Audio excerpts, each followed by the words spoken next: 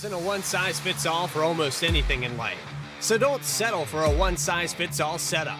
Eliminate the frustration in building with an AI-powered personalized toolkit to boost you forward to victory. Optimize your setup and improve your performance over those cookie-cutter builds used by the rest of the pack. Vantage is iRacing.com's first AI setup builder. Save your time and give back to your personal life. Vantage takes any setup for any track and adjusts it specifically to your needs. Choose from over 100 cars for any paved circuit. A custom-tailored experience that's easy to understand and tested to fit any driver style. Subscriptions as low as $8.50 per month. And for a limited time, new members get a 7-day free trial with unlimited access to all Vantage has to offer.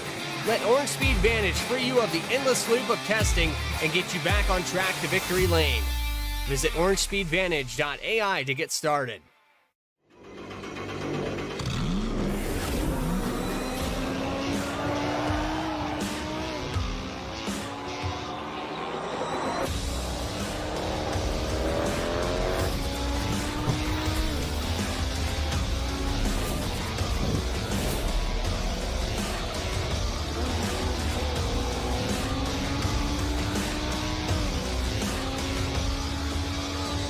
I played a couple of simulators and this was like very responsive, especially the hydraulics and stuff, the motion and stuff was really on point. You feel like you're really driving, it feels real. It adds so much to the experience. It's just really cool. It was pretty awesome.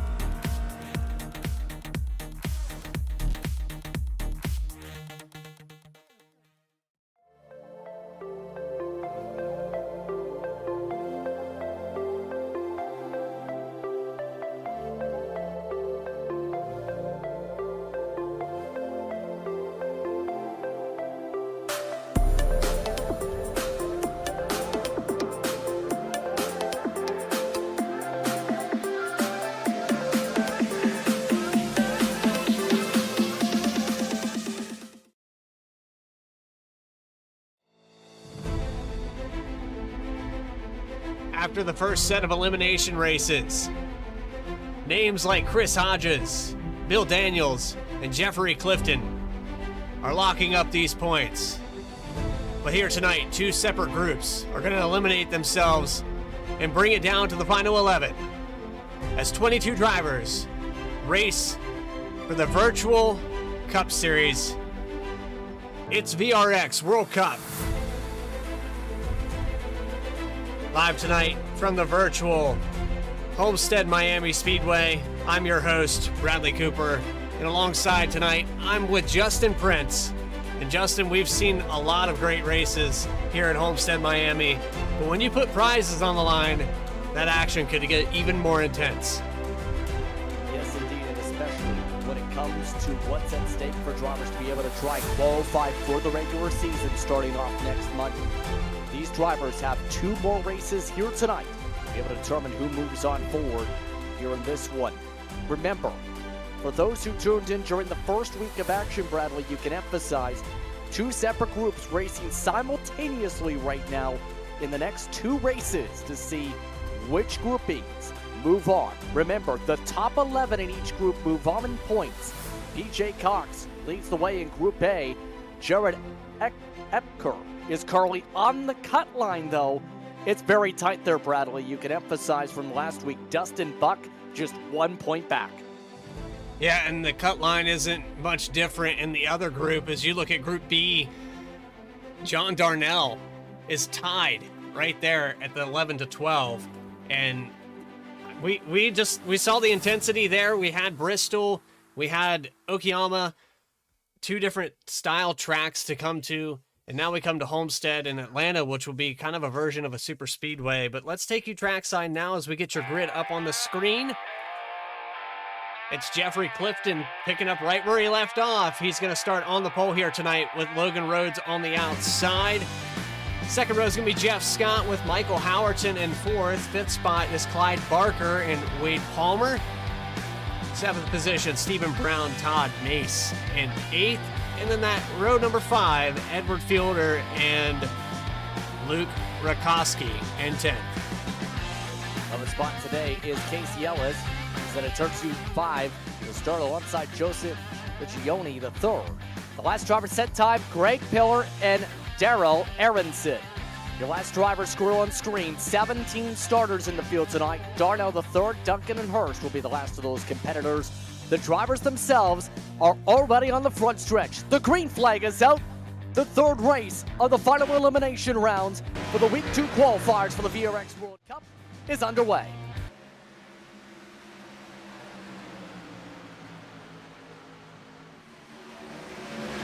Oh, in trouble in turn 2. Logan Rhodes has trouble. He slides up into the wall. No caution yet as the 7 crashes from 2nd. They're going to stay green here. He came to a complete stop on the exit of turn 2, and that allowed Jeffrey Clifton to pull out to a massive lead of over a 2nd on lap 1. Not the way we expected that to start here tonight, to say the very least. Keep in mind, we're using the Gen 6 car here tonight, and normally, you don't see a car stop like that on the top, Brad. Yeah, and these guys kind of wall riding here tonight, kind of like Darlington, where you just have to pin it up high and hope that that cushion keeps you off. Once these cars get stuck in the wall, though, they're gonna stay there, and that's the case there with the 7. He just couldn't get out of the safer barrier. Clifton in turn is up by 1.3 seconds. Clyde Barker already in the battle for 2nd, jumps up. Wade Palmer and Jeff Scott amongst those that are getting very slidey, though. You mentioned the multi-groove aspect here, expecting the top to come into play as the night progresses. After all, especially with the run down that back straightaway, expecting a lot of speed there. These tires are still fairly cold, though. Remember, these cars are using one of the higher downforce packages for the later stage of the Gen 6 era. Yeah, and the build here with the dynamic track data and the dynamic tire data playing a factor. This car was kind of unsupported before the dynamic track came back, so it's interesting to see if that's going to kind of cause some issues. You see Clifton now. He's just stretched it out to 2 seconds. That's easy to do in that clean air. It'll be interesting if Clifton is pushing too hard, keep in mind. There is a 55% fuel limit in these cars as well tonight. Expecting pit stops. Barker having to hold up Palmer. Oh, it's 3 wide. Michael Howerton. He wants to go in his Area 51 car. Nowhere else to go except off the gas. Yeah, he had to lift, and now he almost gets some contact in the 71. That low line, if you can learn how to run it at this place, works really well, but for how long? Once it gets rubbered in, you're going to see more guys move up towards the top. And in turn, with a race like this tonight, remember, there's a lot of focus, obviously, with the bubble. Darnell amongst those who needs a good performance. We talked about him. Jeff Scott especially amongst those, because Scott's got the track position. He's amongst those in the top 3. Darnell does not. Yeah, Darnell kind of deep in this field here. 14th position in the number 51 is actually being scored as the 51 in iRacing. The number 4, Busch, Kevin Harvick's scheme on your screen. But he's got quite the gap back here from Greg Pillar. He's got a lot of catching up to do. It's going to take some work, to say the least, for some of these drivers with how this is going. But remember, expecting a fair amount of fall off as well as the night progresses. Upwards of nearly 2 seconds is usually the average for these cars.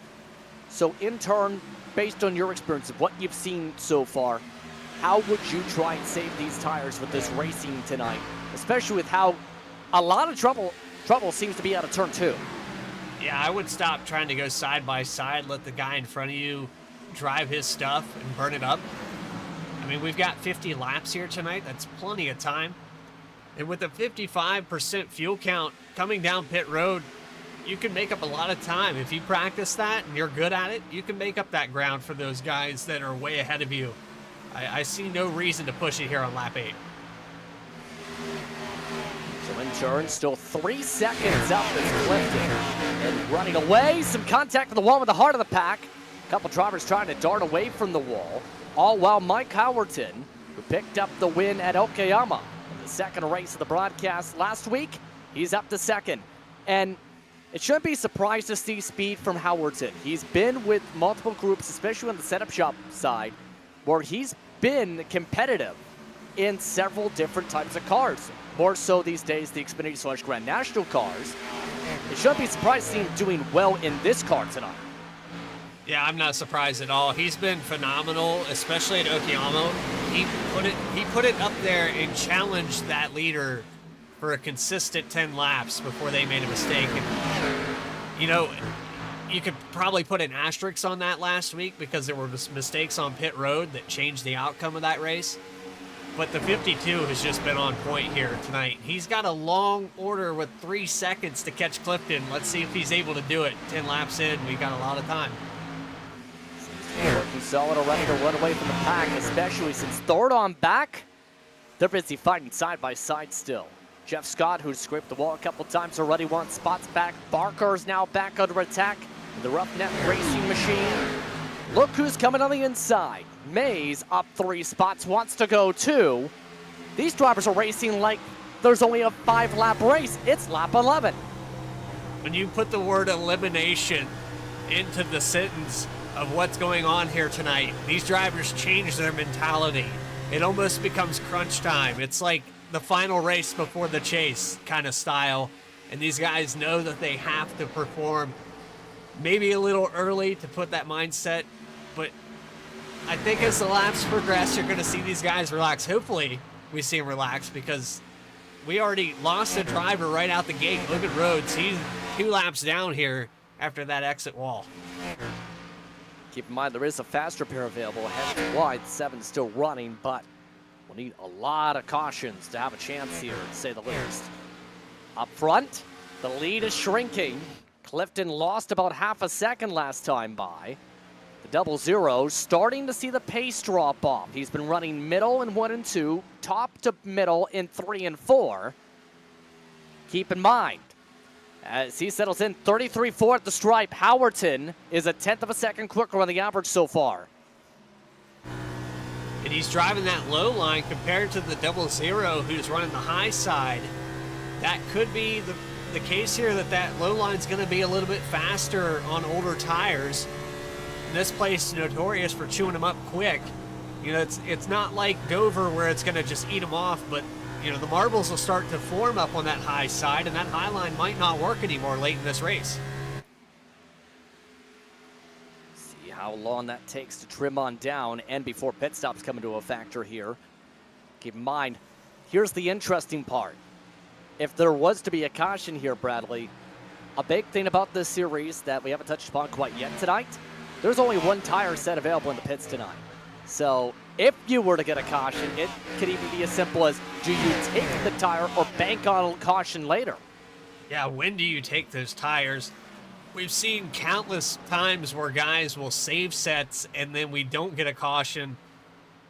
They never get to use them. So for 1 set, I think personally, I wait until that first caution, I take it. I don't push it to the end. I don't rely on something else happening, because look at this. We've ran about a fifth of this race caution free, and the field is very spread out. The chances of that happening are dwindling down. So Clifton, one of the top drivers in American sim racing, is up at the front still. Take a look at some of the drivers settling in here. You know who's also still closing? Mays has picked up the tempo. We've seen Howerton close. Second and third have a true shot here to close up, as we mentioned. But for Mays, amongst those, in terms of the pressure on tonight, keep in mind in terms of how he entered tonight, he entered 18 points back at the top spot, but a decent buffer over the cushion, or the cut line should say. This is important to do well in this race to basically get to a near lock. Well, it's very important. You only have 4 opportunities to make points here, and with the cutoff race being within the same day, if you don't perform here, you have to have a perfect race within the next half hour to put yourself in the right situation. If you can mitigate that damage, I know Logan Rhodes is trying to do that right now. All these guys out here are already in that mentality of, it's the top 11. Top 11 on your screen right there. You got Darnell sitting in the 11th spot in the number 19. Maggioni trying to get by him. They're still pretty tight here from 9th on back. You also have Rakowski making some moves. Case Yellis is amongst those trying the bottom as well in the heart of the pack. Keep in mind these drivers, with how they're fighting, are running 34-second lap times.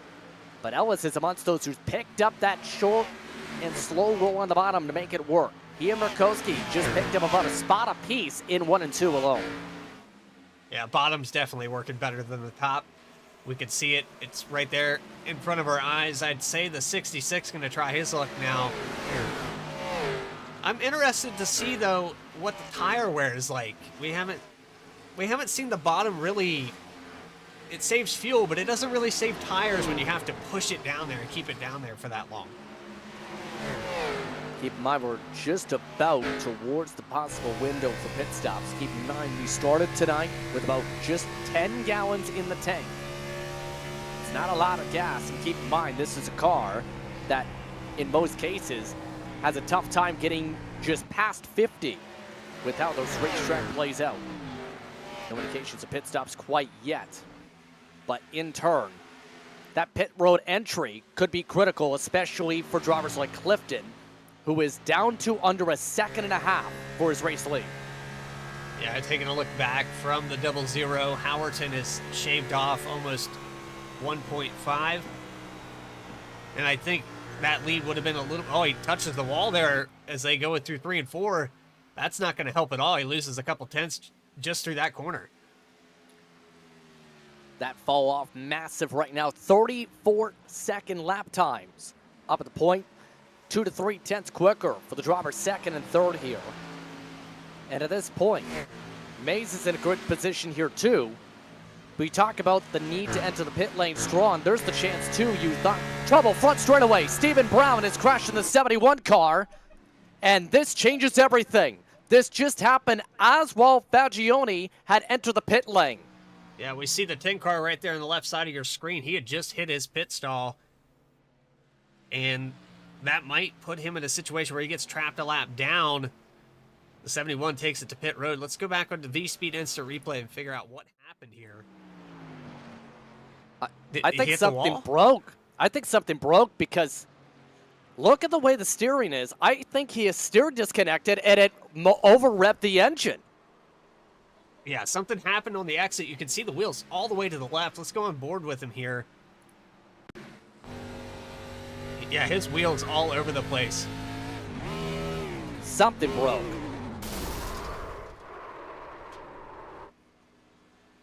Yeah, that didn't even look like anything in its control with the way that was shaping out. Like, it looked like it decalibrated. It did.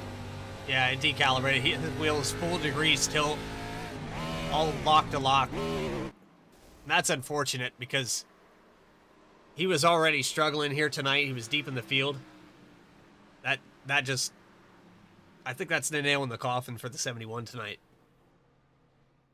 That puts him at least a lap down here And remember the tire strategy. This is a bold strategy, Cotton. Jeffrey Clifton is the only driver up at the front of the field and on the lead lap, mind you, to take the tires, or not take tires. Fuel only calls for Jeff Scott, Todd Mays, Clyde Barker, and several more. 4 tires for Howerton and a few others, so now this could get chaotic. I guess they decided that we will get another caution. The opportunity will present itself to take those tires later in this race. I don't know if I agree with Clifton staying out. That is a gutsy call. That could come back to bite him. I know he had a big lead, but this is a different situation now. So now in turn, you're talking about 20-plus laps on the tires. Oh. This is a choice. Jeffrey Clifton is coming down the second time around. Yeah, I think maybe miscommunication. Saw the rest of the field, knew that he was going to get passed up, so decided to come down here and salvage the day. Remember, if Clifton stuck with that, very likely Clifton wouldn't have had enough gas to make it to the end. So this at least gets the 00 fuel, and it looks like he will take the tires. He'll lose a lot of track position with this decision to come the second time around, Right though. sides only. Yeah. Wow, that's even more bolder. Yeah, because only one set, so saving the left sides, the rest of this field will have 4. If we do get another caution.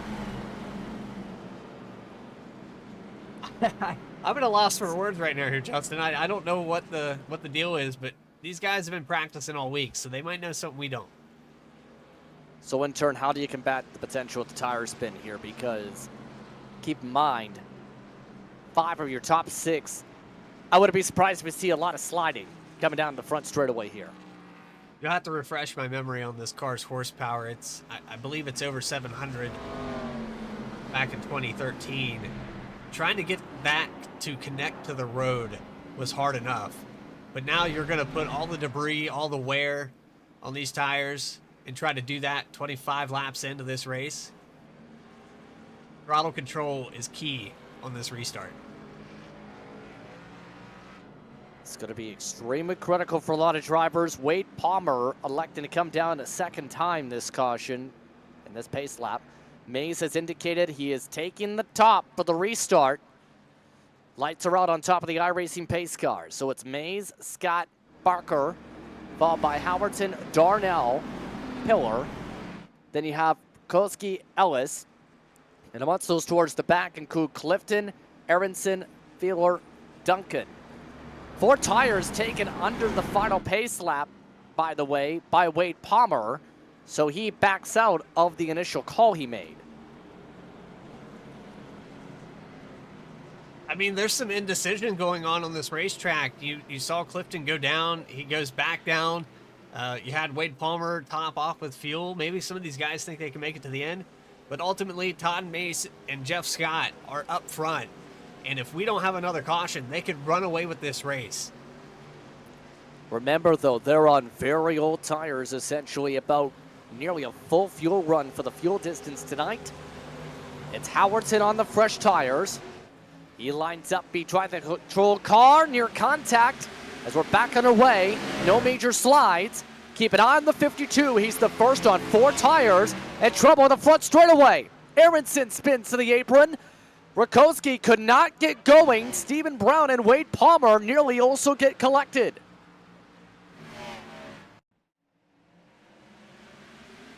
On the replay here. Replay. Yeah, 71 dives to the inside, the 013. And then the 4, which is actually... trying to remember the number. Yeah, it's the 51 of Arnoldson. Yeah, that's weird. A massive slow up there from the Toyota Camry. For the race lead, though, Howerton has indeed taken it away. Wrapping the bottom to get around and up to the top 3 already is Clifton on the 2 tires. Never mind. Around. Jeff Scott gets him. Caution flag is out. 2 cars involved, Scott and Clifton, and make it 4 more upside down on the contact.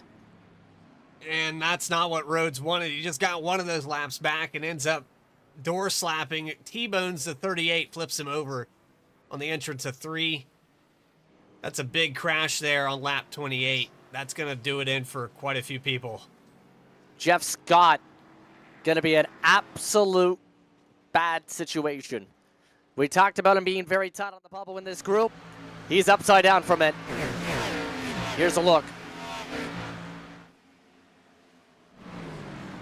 Everything looked fine. And then... Bam. I know that these guys are hungry, and you see it happening so fast. We go back on this replay again. But the 38 pulls it off the wall. I'm not sure if he got loose or thought he could get a run, didn't realize the 0 was down there.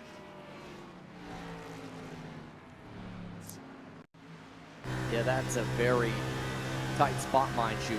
Here's a look. He just drove himself in the wall. Yeah, bounced it. And that's a rookie mistake where Ooh. if you hit the wall driving in a straight line, I don't know what else to say. It's just a subtlety, and these cars have a very narrow windshield. If you're not used to driving these cars, they're almost a legacy car at this point, right? So not a lot of experience lately in these cars, and maybe that's the case. It's hard to judge the wall. But what I want to mention that the 00 of Clifton, he could have been that 38 car in that instance. Those guys were still coming, and had they not hit the 38, they might have hit him because he was right next to that.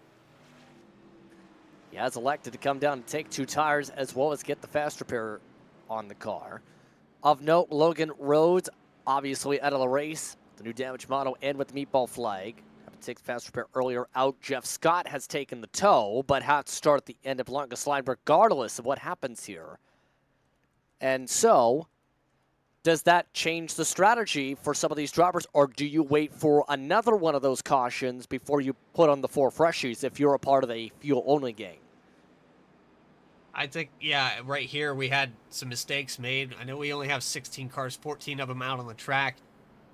There's still a chance. I mean, there's guys that are really deep in the pack here that were having good runs. Maybe there's a chance we have another caution. But if you're up front here, track position is in your favor, you can kind of dictate what the rest of this field does. And if you've got those 4 tires left here, I think this is the time to take them. Coming to 20 laps to go, by the way, before we get the 1 to go signal. Of note, amongst those drivers who did bolt on tires, we mentioned Clifton bolted on his other half of his set. Todd Mays bolted 4 tires on. Wade Palmer topped off again. And Barker came down for a 34-second pit stop to get some repairs done. He had a rough start to that last restart. So that leaves just, if you look at the count, 1 driver who is staying committed to the call, and it is the driver in 3rd. John Darnell is the only driver that stayed committed to the call who hasn't taken his set of tires yet. He could look like a genius, or it could be one of those things that comes back to bite him. We'll have to wait and see as we get ready to double up. Lights are going to go out on the pace car this time by 52 of Howerton, Pillar, and Darnell, the top 3. I'm interested to see how the 00 recovers. I know that he got out to that massive lead because of what happened on lap 1. We'll have to wait. Different calls, different measures. Everybody's going to control this field a different way. 52, though, has been a consistent up here in the top 3. Albertson indicating it looks like to the bottom this time. Pillar starts outside. Darnell the 3rd, Ellis, Beeler, Fagioni. Then it's Rakowski. Then Brian Duncan rounding out the top 8 for the restart. Of note, caution break for Aronson, who was involved in that stack up on the bottom. He gets regrouped again. So, the battle is on with a 19-lap shootout. If it goes green from here, Howerton has been one of the quicker cars on the track. Can he hold on? Or can anyone else charge through the pack? We're about to find out, Bradley. Going to be 19 to go when they take the green flag. I would say, based off this top three, Howerton's probably got the goods to finish it off if we stay green. Let's find out. Into the restart zone and back underway from Homestead. A clean launch. Him and Darnell III getting off and away. Already a huge send to the heart of the pack from Stephen Brown. Howerton runs away from the field by at least 6 car lengths. Caution! It's trouble with Wade Palmer. The 43 goes around. He looped it on his own and got a little help to finish the job from Jeffrey Clifton. We're back under caution. So the 00 gets into trouble again. He's deep in this field. He hasn't had to really deal with that. Let's watch it from the restart. Well, first, no jump there. I'm surprised. Yeah, he's got a black flag. Yeah. That creates a situation, but the 43 does lose it here and air off the back spoiler. He was already loose. I don't think Clifton, he just didn't have anywhere to go. But that 71 of Stephen Brown, yeah, that's gonna cost him. Yep, he's already received a black flag that has to be served under green for jumping the start. And that's what happens when you try and pass 5 cars, let alone pass them on the left side of the racetrack. Yeah, mistakes were made. It's unfortunate, and he will have to serve that penalty under green, like you said, so that's going to cost him a ton of time. It's not like starting from the back of the field if you speed on pit road or, make a mistake on pit road entry. This is one of those things that will cost you time no matter what. And if you don't serve it, iRacing is going to boot you from the servers, so he has to come down here if he wants any chance to stay in this race. Lucky dog, by the way, is Jeff Scott. That puts him 1 lap down. After being on his lid, he's going to get back on the lead lap. No, he's going to get 1 back. Well, he'll be back on the lead lap, I think. Well, he'll be on the lead lap if there's an error caution because Stephen Brown is already a lap down and has to come back down, so likely we'll lose a spot to Palmer after the restart. Of note, EOL penalty for the 43, Wade Palmer. Race control, by the way, for those that are being reminded here, remember, drivers cannot change lanes before the start and finish line. Stephen Brown's been clarified on that over the controls. There's also been a second clarification with how close some of the others, like the 00, apparently got close that same restart. Yeah, a lot of penalties in the track, Stuart's very strict here. There's 0 bias. You have to perform and follow the rules on these restarts. I know that these guys are hungry. They want to get back up front, but you have to do what you're told. You got to keep it fair out here. I would see Clifton probably cleaning it up here since he's led some laps. He has a chance to win this race. He's shown the speed, but it would be a shame if a penalty like that would cost him the entire race. It was just a warning in this case for the 00. But here's the more penalizing part. He's in 9th place. That's a long way to go to be able to pass all these cars. Yeah, and with the tires that he pulled off there, the right sides, he's kind of in a situation where he's just got to nurse it. He might pick up a couple spots, but I don't think I foresee him getting up here to the top 3 in less than 15 laps. So getting ready for the restart here again. Howerton still in control. It was a perfect start, though, for Howerton. Perfect enough that Darnell III jumped to a race-high 2nd. Here's the downside. Ghost Racing Machine not going to necessarily have the same option with being the driver on the outside instead of the driver being behind the 52. Yeah, these restarts are kind of weird in that sense because if you're on the outside of the leader, you can't really gauge when he's going to go. The inside line goes with him. He could lose a couple positions. However, the outside line has proven that it's stayed pretty fast, and we haven't marbled up this racetrack. He might have an advantage to race the 90 and come out on top out of exit of 2. However, he can't afford to spin the tires, make any mistakes on this restart. He's going to have 7+ right on his bumper into turn 1 if he does. Getting ready to go here. 1 to go signal is on the racetrack. Howerton, as expected, takes the inside. Of note, Stephen Brown has parked it for this race after learning that the penalty had to be served under green. So in turn, the drivers up front about 13, 14 laps through their cycles, fresher tires, about 10th on back by about 1 or 2 heat cycles. Several drivers already waiting at least 4 car lengths back of the inside line for some reason as they get ready for the green. And I'm surprised track stewards haven't told them to tighten it up here. They probably will right before the line. Let's see if we can clean it up and race it to the very end. Out of turn 4. Oh no. He tried to jump it. 19. Darnell the third tried to jump it. That's not going to work here. Howerton jumps to the lead. Pillar doesn't get the chance, though, to battle for second yet. That was a bit of a call you normally see on a short track, not a mile and a half. Yeah, and he's lucky because you have to be careful with this restart zone that you don't get caught speeding or passing the guy in front of you. He could have ended up with a penalty there. Now side by side for 5th position. You've got almost 4 wide here as they exit turn 4. From 3rd on back, it's tight. Pillar tries to stay up top. Pillar now up to 4th. Ellis trying to keep things patient, but 3 wide. Gioni going outside. Rakowski takes the shorter distance around to jump by them both. Here comes one of your top drivers on 9, and Clifton wanting to find a way to go. Yeah, there's a couple spots more for Clifton. He's up to 7th now, dives it to the inside of the 10 of Pagioni. Still 3 wide through 3 and 4. The 10 stuck in the middle. Gets a good run, though, off of that corner. The 90 has lost quite a few spots. Pillar has fallen back to 7th, 8th position here.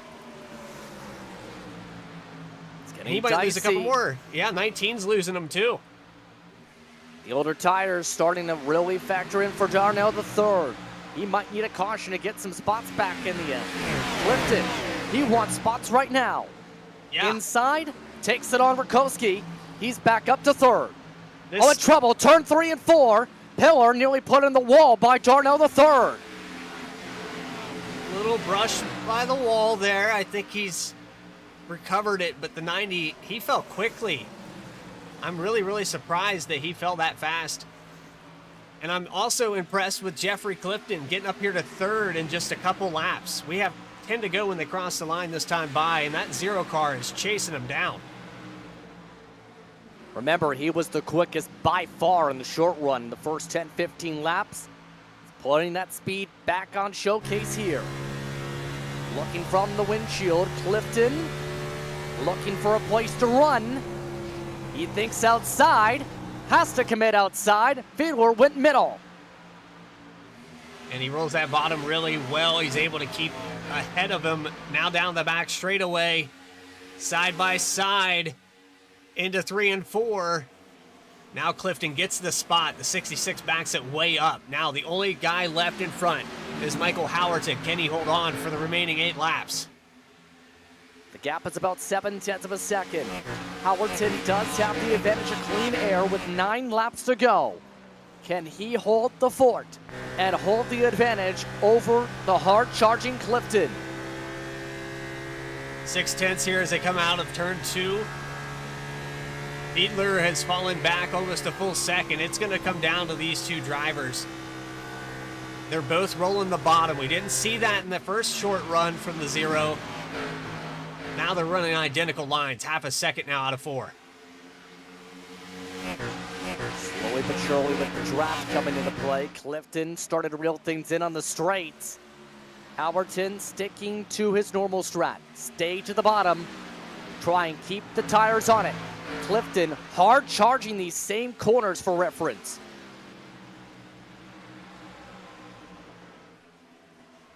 There it is again. Clifton just getting another half a car length to a car length. He is going way deep on entry to close this.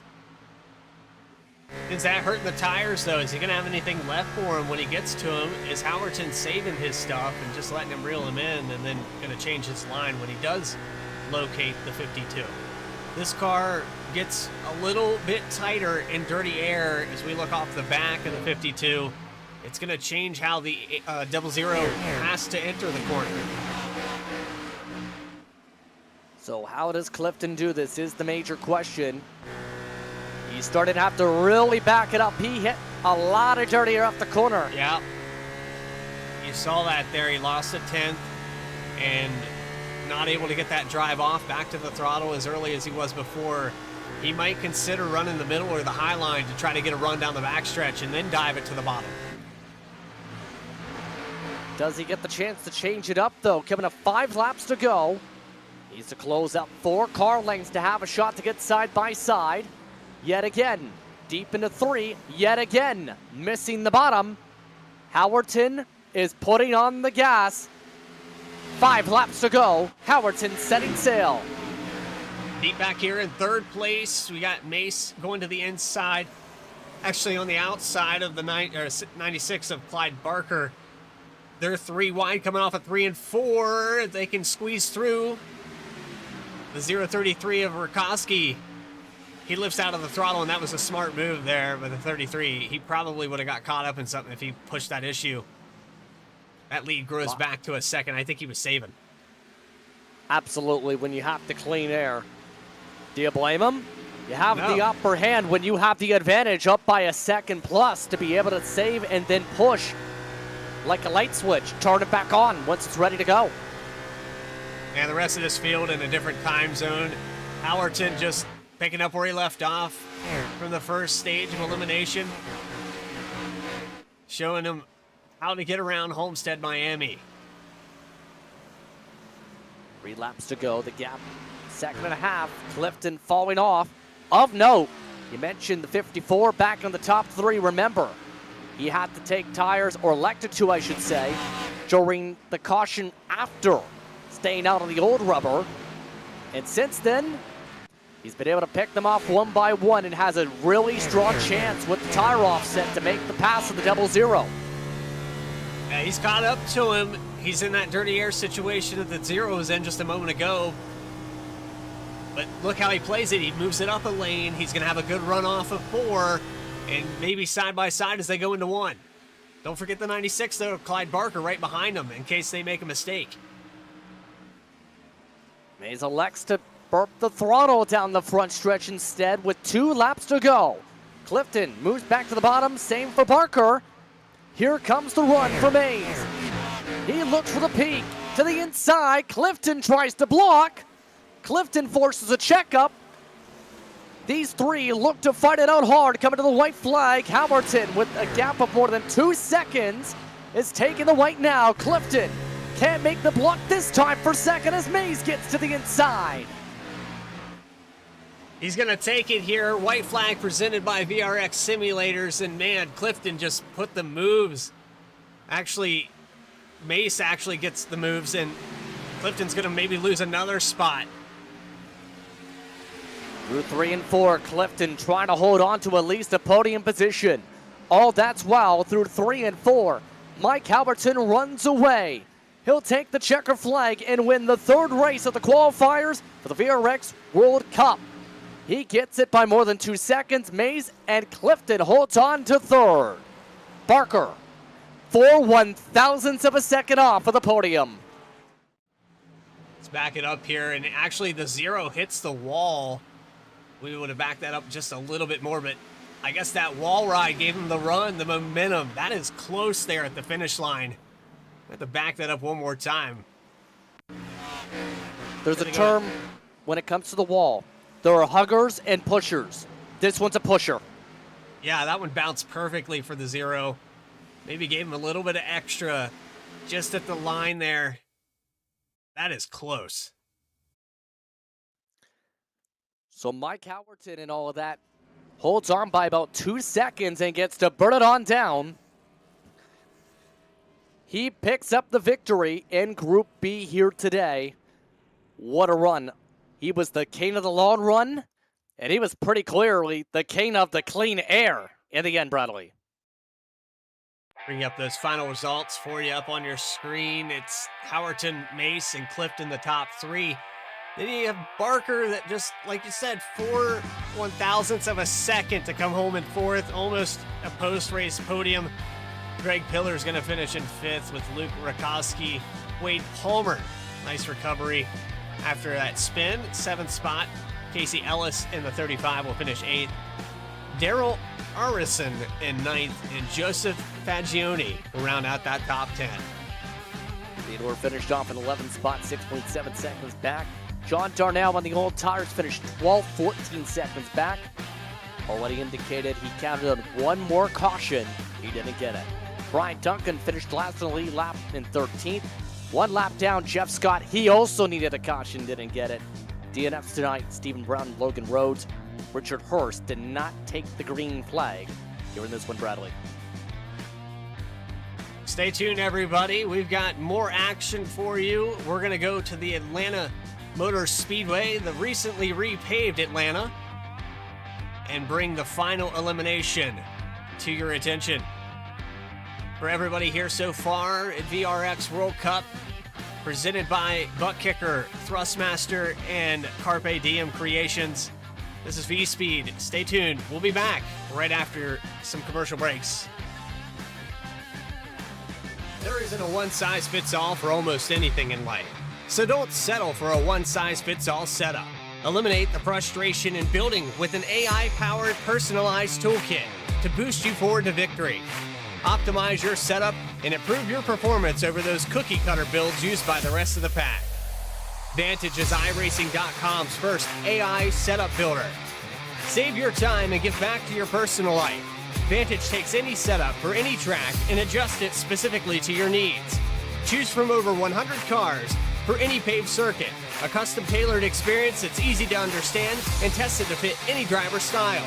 Subscriptions as low as $8.50 per month. And for a limited time, new members get a 7-day free trial with unlimited access to all Vantage has to offer.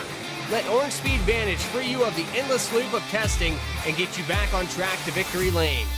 Visit orangespeedvantage.ai to get started.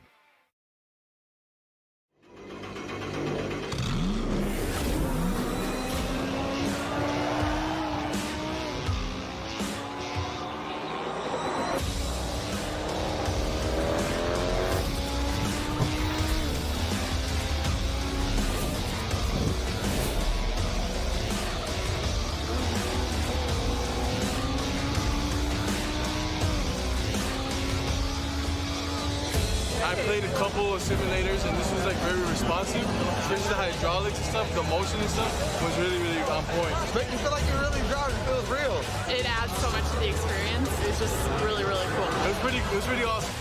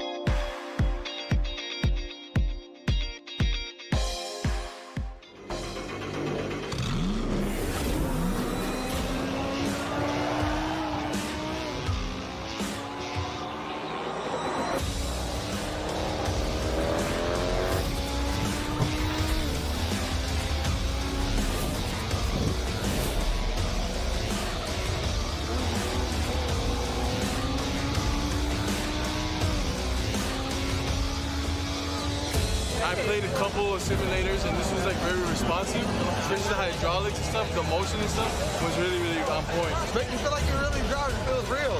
It adds so much to the experience. It's just really, really cool. It was pretty awesome.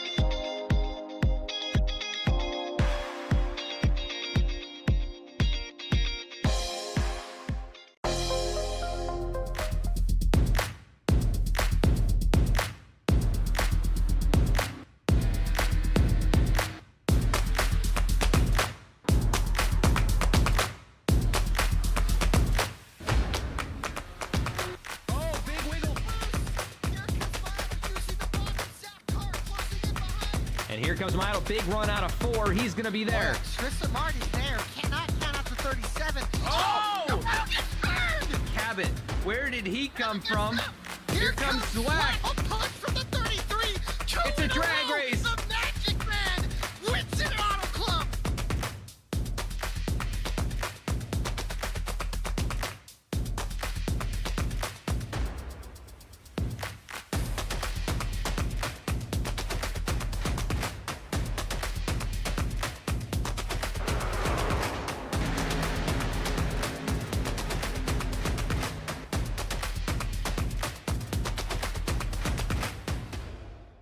There isn't a one-size-fits-all for almost anything in life, so don't settle for a one-size-fits-all setup. Eliminate the frustration in building with an AI-powered personalized toolkit to boost you forward to victory. Optimize your setup and improve your performance over those cookie-cutter builds used by the rest of the pack.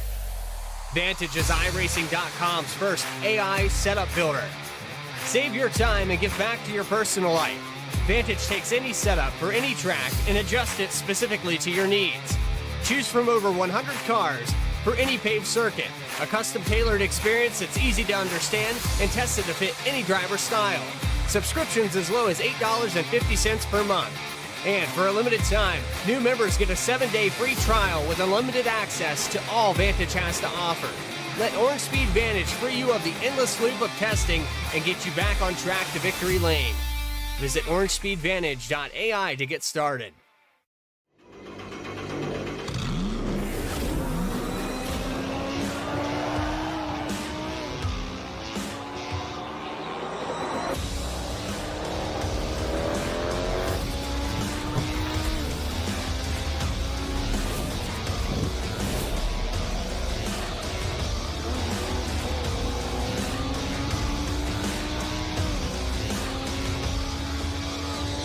I played a couple of simulators and this was like very responsive.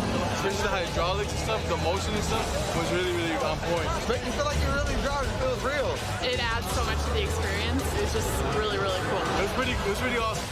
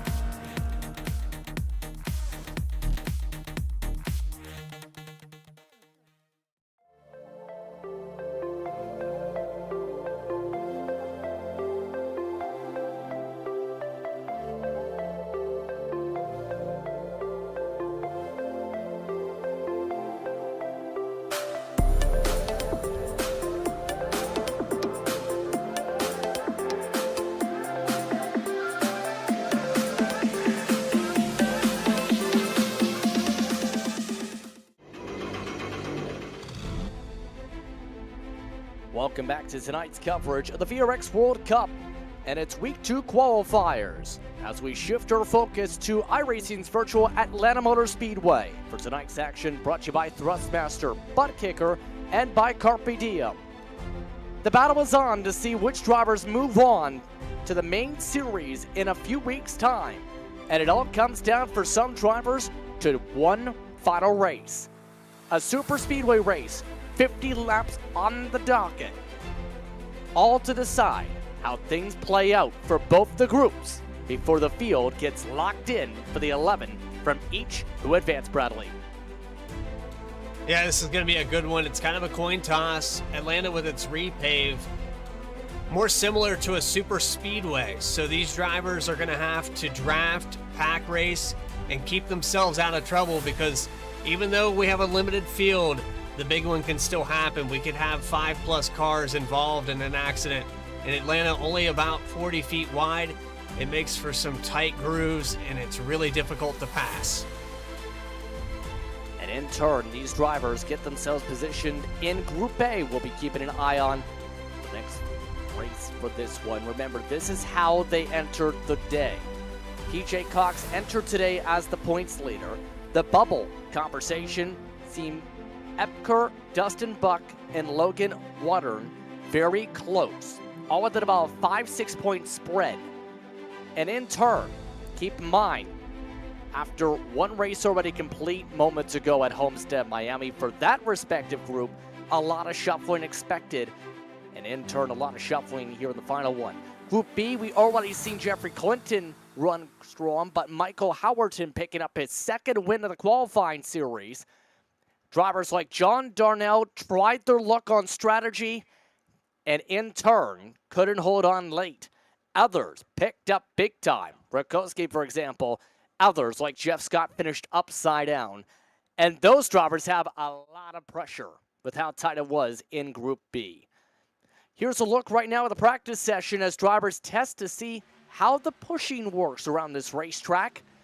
And with us getting ready here at iRacing's virtual Atlanta Motor Speedway, we're at the Super Speedway configuration, meaning lots of speed, more than 180 miles an hour by the end of the straightaways, but also with it being Atlanta, the potential of a lot of tire wear to come into play. Yeah, the tire wear will be a factor. In 15, 20 laps, you're going to see guys start to push each other and try to make a run for the lead. Only 50 laps to race this, and it's going to be, as far as, well, we kind of lost our cameras there for a moment, but I think there's going to be some drafting that comes into play. Lap after lap, guys are going to get impatient deep in the field. You got to be careful here in Atlanta that you don't push too early and spin a guy out, take yourself out of this race. It's going to be a good one, though. So in turn, there were a few drivers, at least from the Group B side, who said they felt they were stronger super speedway racers. In turn, it's going to be interesting which drivers prove they're comfortable in Group A with the super speedway racing here tonight, because there's a lot of potential for side-by-side, but there's also, in turn, a lot of potential in that said side-by-side to lose the pack. Side draft is a massive factor still with this car. Yeah, the side draft, and you see it in the next-gen car especially, where guys will come down, pinch the corner, and stop the run. It mainly happens on the right-hand side of the car, and these ones a little more symmetrical. We could see that. It's going to be a factor. I don't think it's going to be as effective as it is in the next-gen car, but this car is still the same chassis, the same kind of build. They have that independent rear end. Right here, you're seeing the 21 of Richard Hurst pushing around James Wagoner. These two cars have been the fastest by about 0.02 of a second. We're deep into practice. Guys are going to find partners similar to Talladega and Daytona, where they get comfortable racing with these guys. It's just whether or not they can get to them at the end. And another major factor, too, potentially is going to be the track conditions here, because keep in mind, it is extremely hot, as the case with usually Atlanta Motor Speedway racing. The track temperature more than 115 degrees Fahrenheit currently, although it may drop as the evening progresses here. Keep in mind, the in-sim start time is just past 4 p.m. already in the practice session, so we're talking about racing towards the later evening. But even when you factor that into the equation, that one tire set in the pits available could be a major difference. How big of a difference am I talking here?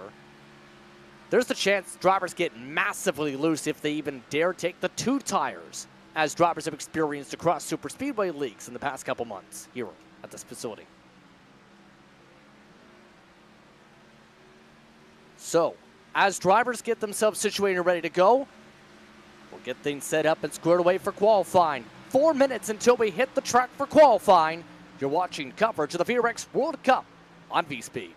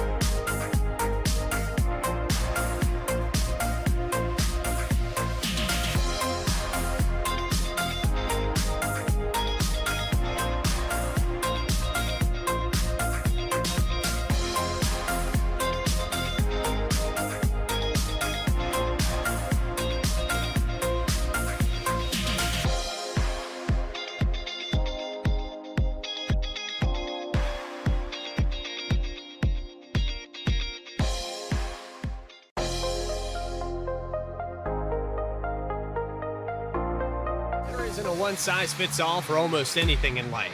So don't settle for a one-size-fits-all setup. Eliminate the frustration in building with an AI-powered personalized toolkit to boost you forward to victory.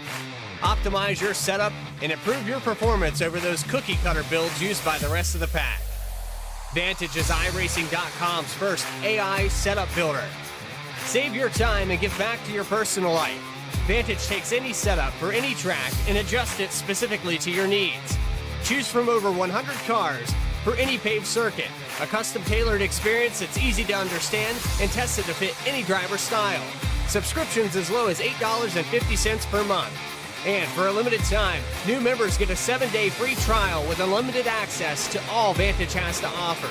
Let Orange Speed Vantage free you of the endless loop of testing and get you back on track to victory lane. Visit orangespeedvantage.ai to get started.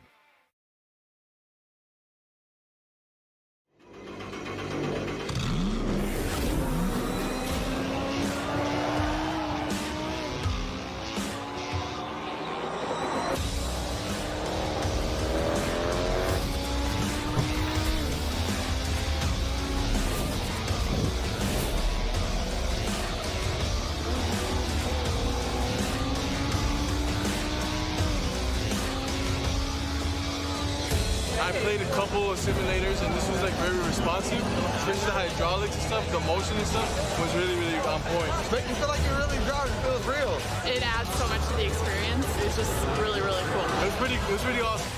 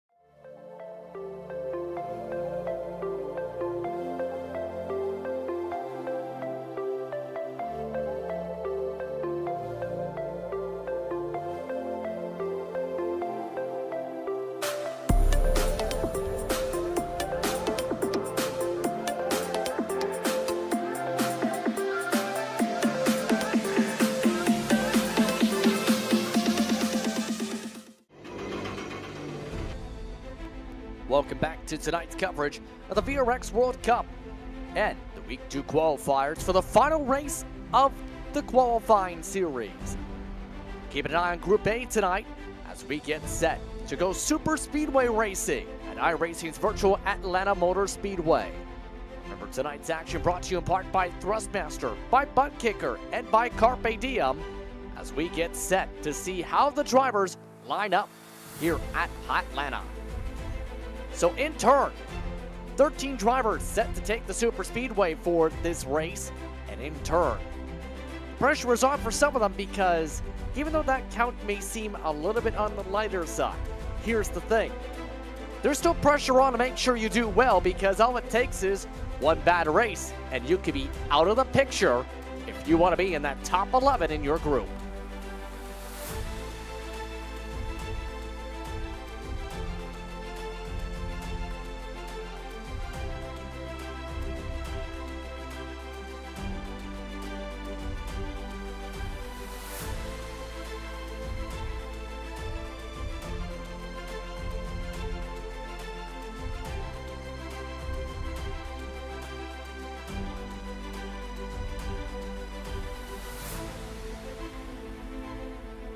It's been very tight amongst this field as talked about. We talked about Group B being razor thin.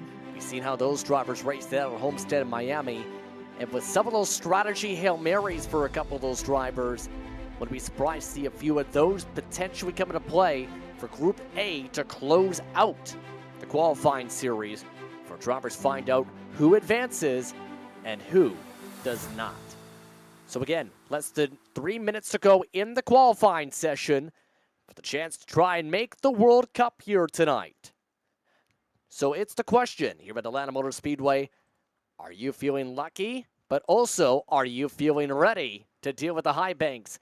4 corners, yes, but around this 1.454 mile circuit, a lot's changed. The banking increased a few years ago by about 4 degrees, turning it from a normal 1.5 miles to the first 1.5 miles super speedway configuration in stock car racing. And it's one of the many configurations when you look back at the history of this facility all the way back to 1960. So in turn, it may be sounding as simple as keep your foot to the throttle. Not as simple with this track.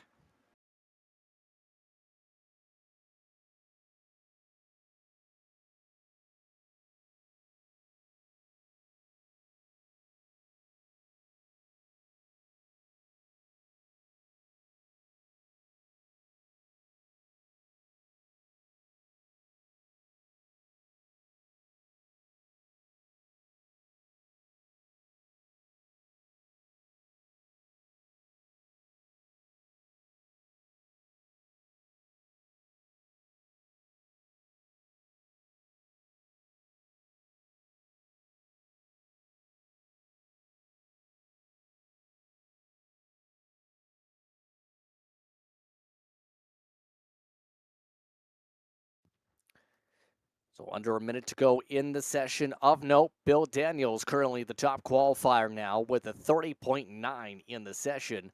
Epker and Bill Watkins just 1/1000th off the pole just about. That's how tight qualifying here is at this facility. And it comes down to this, just those little milliseconds or even tenths of a second or hundredths if you want a good starting position, but also a good pit box at this track.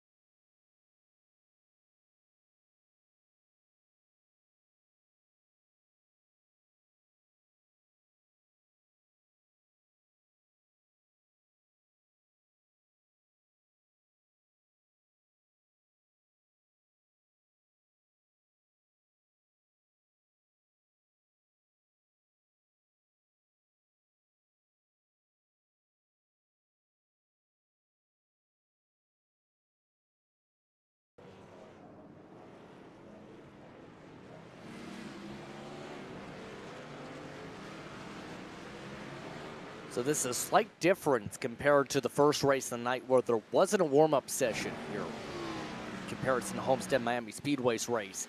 Remember, the fuel limitation for this race, 65%. Normally, the drivers, even with the Super Speedway package here, can go towards 60 laps. You're still talking about pit stop, but we're talking about a pit stop more so towards 20 to go for this second race of the day. So in turn, if it was to go green, how would you plan out the strategy if you're in this cockpit here tonight?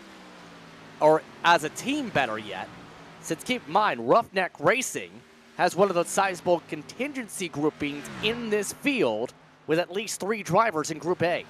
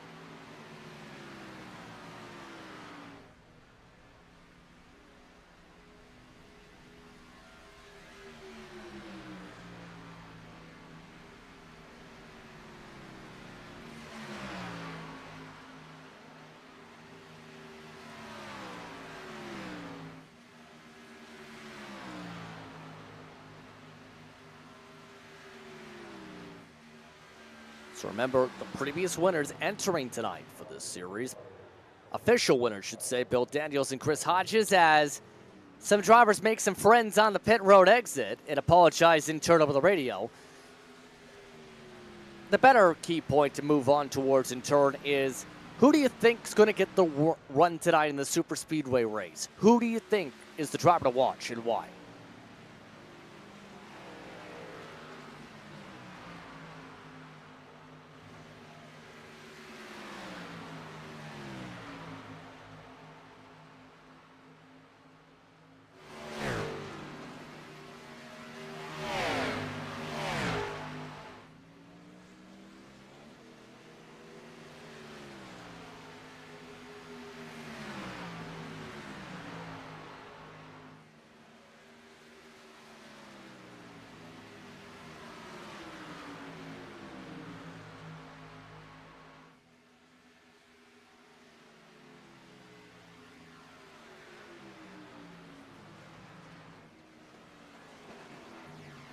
Yes.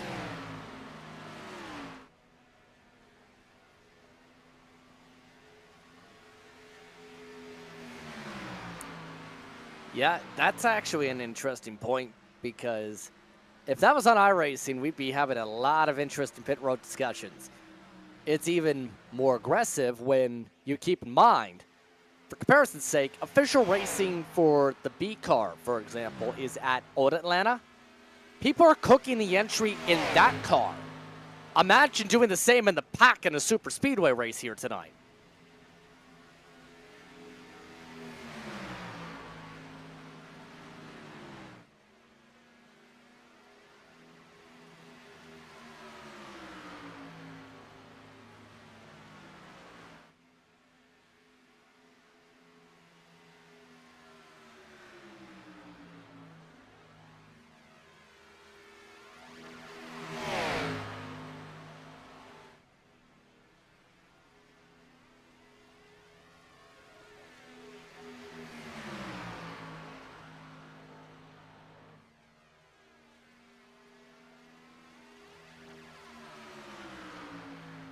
Just about all set to go here. Warm-up is complete. Checker flag waves on the racetrack, which means it's time to get ready for the starting grid. 50 laps to determine who gets the final win of the World Cup qualifying series for VRX. As we transition over, you'll see those drivers on your starting grid in just a moment or so. Remember, 1/10 was the difference from the qualifiers. That's how tight this session is tonight. Once again, Once again, as we get set to go here tonight, let's talk about those respective times here. Bill Daniels, as talked about, did set the pole time of 30.932. It was 13 1,000ths between him and Don Milkowitz. Also up front tonight will be Ashley Ellison Jr., Richard Hurst. Remember, he accidentally joined technically into Group B for Homestead, hence why we've seen a DNS in that race. As there's a look at all the fancy graphics. There's a look at your starting grid in emphasis. So it's a Chevy and Toyota row 1, Ellison Jr. and Hurst in row 2. Then row 3 will end up being, there we go, Ford and Chevy will be row 2. Apologies there.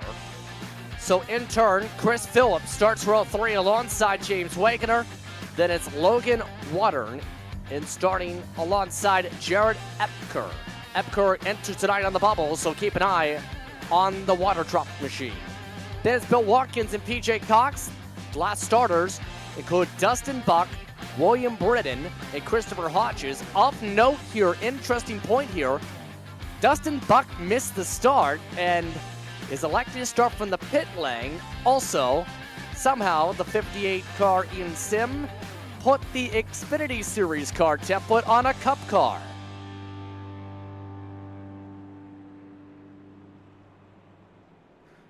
It's the only car in pit road, for reference. That car. So, it's going to be interesting how tonight plays out. You'll see why, talking about that with the banner. But your keys to win tonight.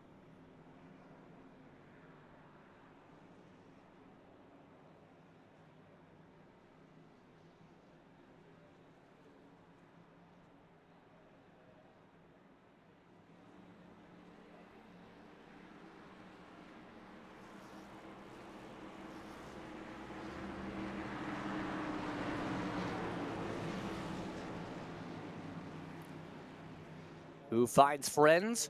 Who finds frenemies? Let's find out. Green flag is out. We're underway for the final race of the VRX World Cup qualifiers in Group A.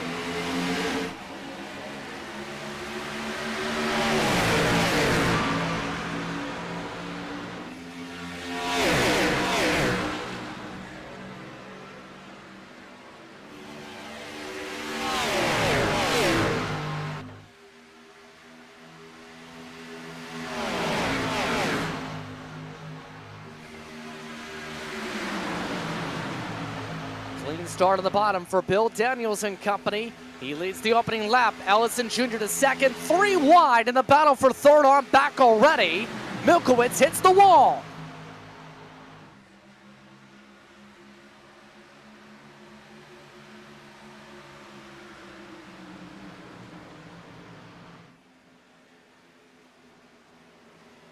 Caution flag already. Hurst, Phillips, and a couple others involved. Well, that escalated quickly, didn't it? And it all really started with that turn 1, 3 wide.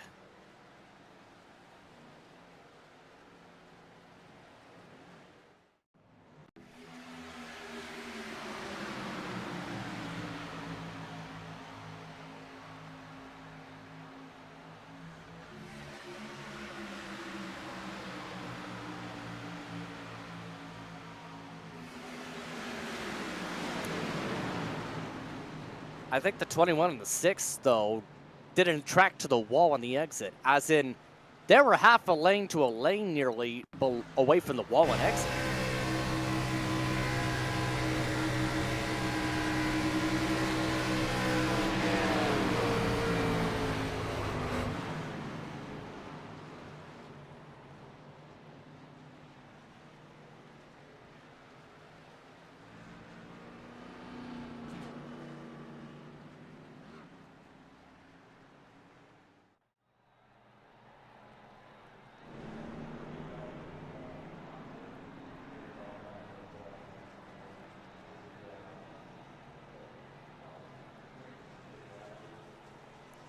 Well, if you use it early, you're in trouble. If you use it too late, you might have a chance, but might not have the track position. There's so much you can think about and so many ways to play it.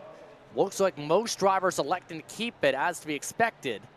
Also to be expected, top off on fuel seems to be the call. Never mind, Milkowitz just used it. I believe he is the only one really who just used it, interestingly enough here.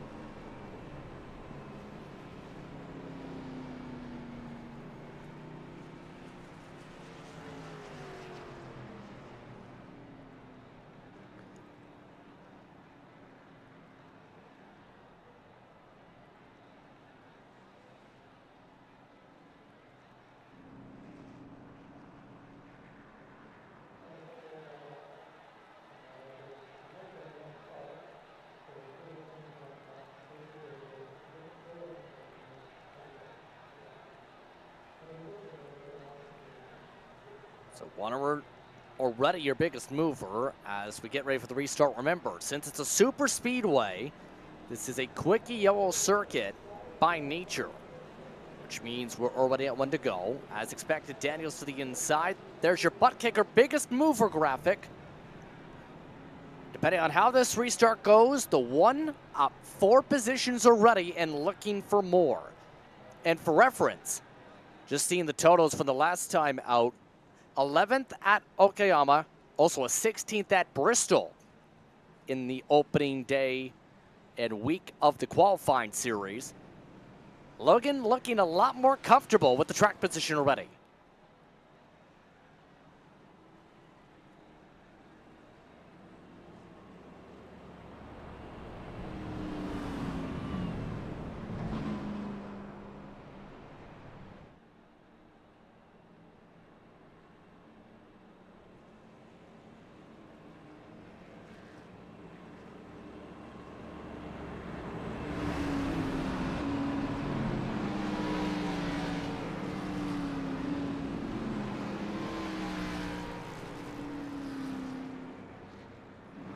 Bill Daniels, who was a front runner at Okayama, he finished second in that road course race, by the way.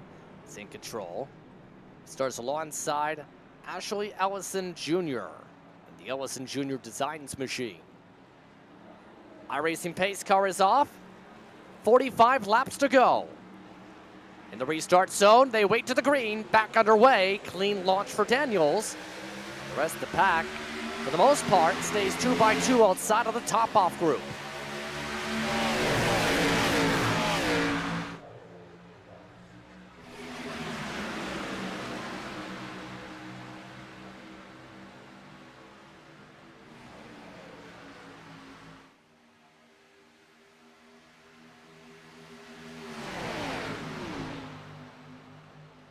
Ellison wants to go, and Ellison goes to the race lead with that pullback. And that is a line expected to come into play potentially tonight. If you get the numbers, 3 or 4 cars, you can make a pass quickly on the top side if you're the lead car.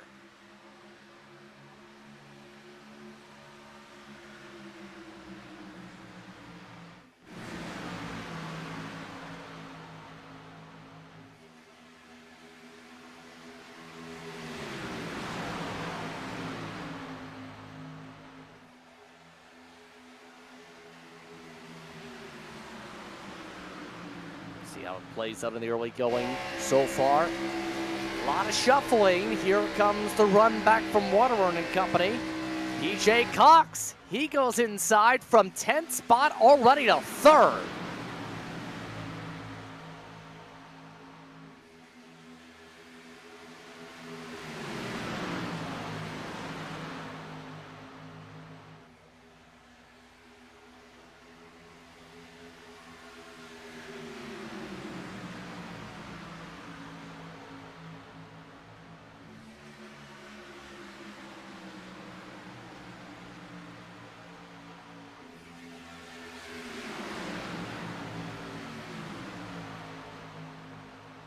Expect a lot of shuffling as the night goes on. It's a matter of which drivers prefer to remain patient, which drivers remain to dictate the race lead.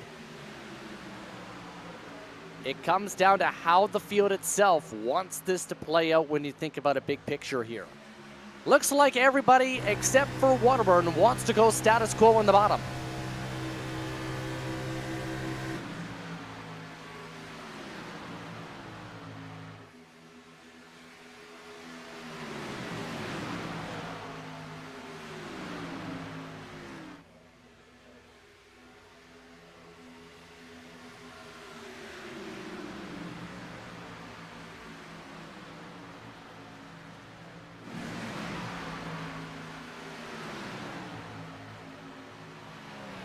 Bill Watkins needs to go, though. He's at the tail end of this pack. Same can be said for Hurst, who's starting to lose a bit of grip from 6 on forward. Because if you're at the back of the pack, you're like these cars. These three already more than 2 seconds back. Phillips, Hodges, and Buck already losing the trap. Epker is already another second back of that pack.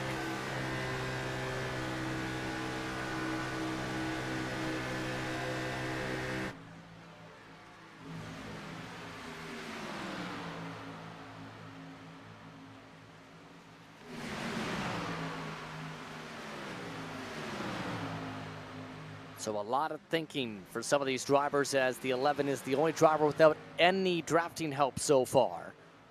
Right now, already 10 seconds back. They've lost about 8 seconds in 2 laps. Up front, 2 wide, a couple rows deep. Look what's on the bottom amongst those you're looking on board with. This is Waterburn. A lot of bubbling. That was after a push from Hurst.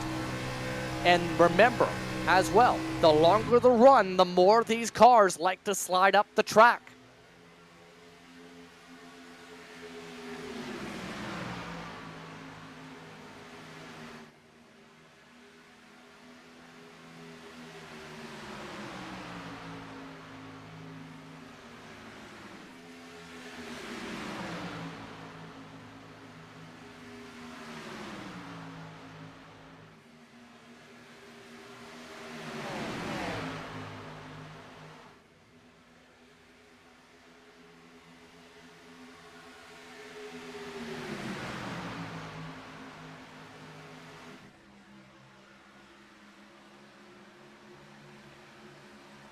Does he do that, or does he work with James Wagoner? Looking like it may be the latter case for now. Wagoner, a part of those from Roughneck Racing. Roughneck Racing, as we talked about, 5 entries as a whole tonight. That's near contact for Waterburn. That's strength in numbers to think about later on, because they have him and Richard Hurst in this respective race. They also have a bit of a upper hand where they also run their own respective series as a team with this respective car combination.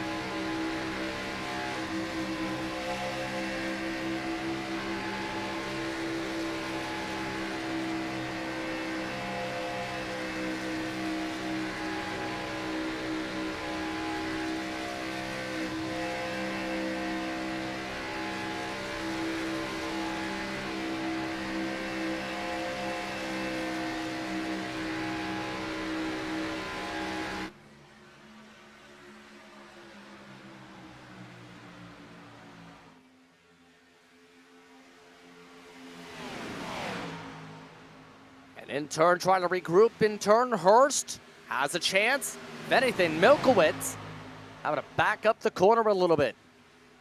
So a lot of shuffling approaching the halfway point already. Already hearing, they're telling Richard Hurst, go down and fill the spot. They didn't take it. So a lot of these drivers even miss having some communication saying, go down to the inside of the radio. They're not taking that.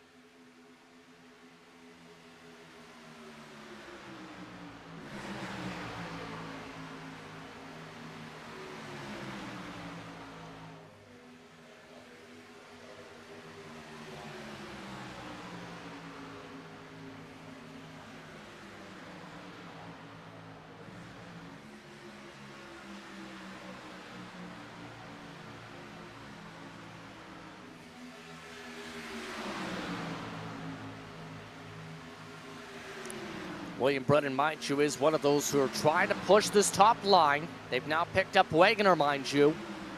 In regards to that 64 machine, not going to reference the paint scheme, but I will reference this. 2 top 5s.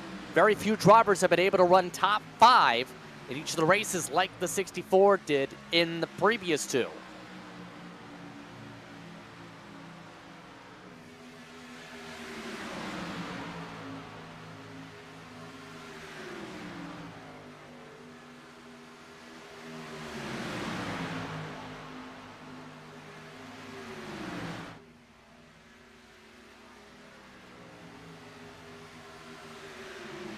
So in turn, this is actually possibly right in the swing of what Roughneck Racing wants.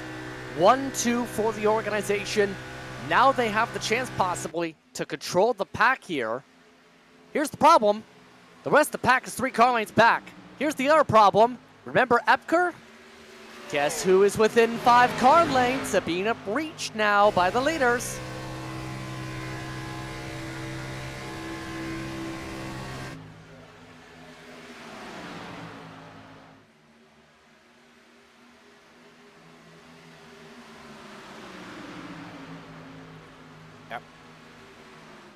Epker, if anything, stuffed it in the wall to let them go.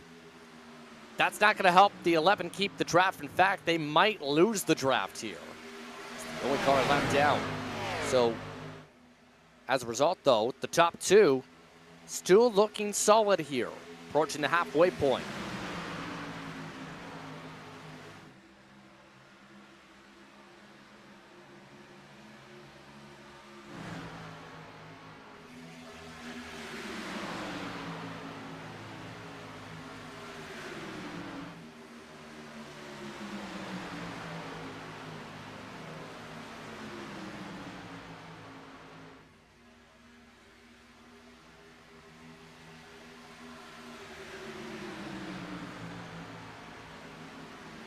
Drivers are asking for potential lifting too to potentially stop the washing up. We mentioned it's not just as simple as plow the gas pedal. It's a super speedway. You keep it full throttle. There's your half a track length up the track, if not a full lane. That's not going to cause a problem at all later.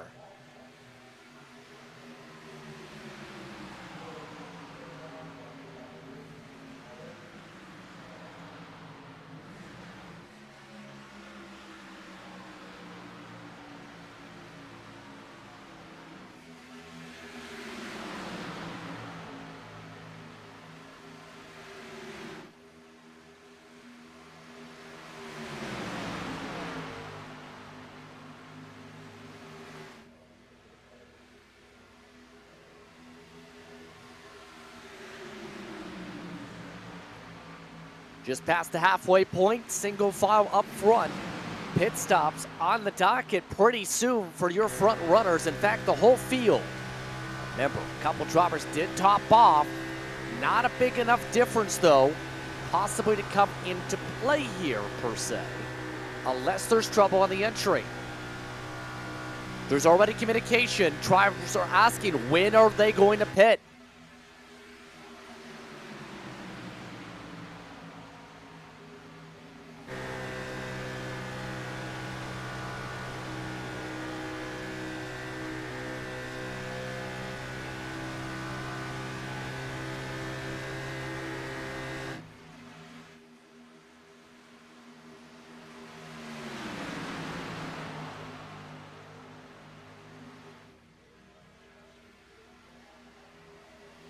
That communication going to be extremely important for when they dive down as well.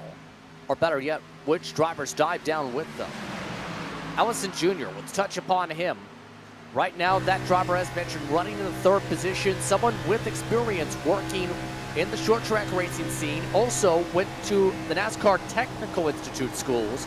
Try and learn and try and educate himself, of course, to be able to learn what it takes to get into NASCAR stock car racing. And keep in mind, that's something that a lot of people look to try and get in, but obviously as well, it takes a lot of work to get into motorsports. For example, he works with Caleb Clinard in the short track scene.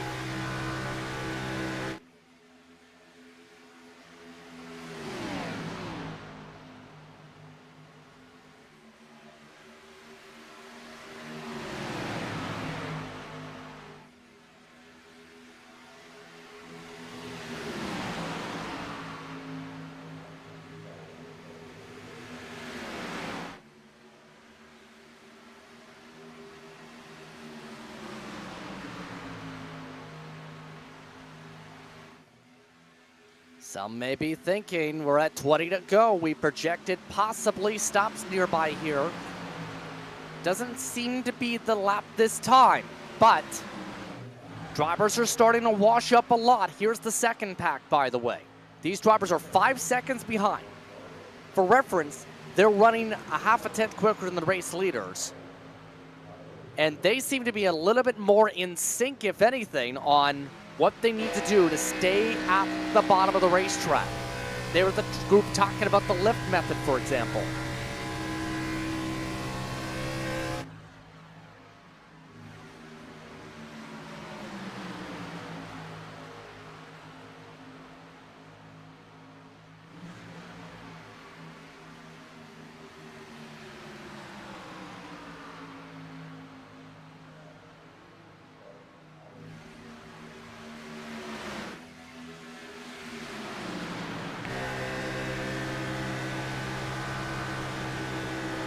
This time, drivers not waiting as patiently for the battle up front for second. Bill Daniels picks up a big whiff of draft off Wagoner and leapfrogs Richard Hurst. Same set for Ellison Jr. And those drivers on the bottom line from Roughneck are starting to really struggle in 3 and 4. A lot of drivers asking, are you guys tight? As the battle for the lead, Daniels takes the point.